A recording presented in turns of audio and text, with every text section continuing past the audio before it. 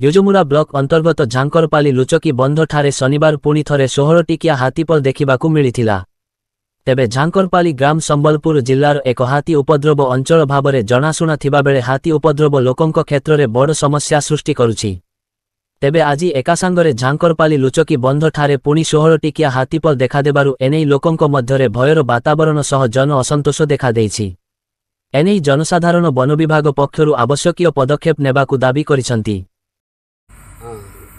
आम झांकरपाली मोर नाटा हूँ खगेश्वर बेहरा किंतु आज शनिवार दिन और 4 बजे 4:30 बजे आईले 16 फुट हाथी पानी पीले गाधले पाधले सब गले आम देखिक डरी गलु। किन किन जगह गई थे? यहाँ लुचकी बंद के आईले से मैंने आम देखिक डरी गलु। तेणु फरेस्ट वाले टी ध्यान देवे बोले आम भल।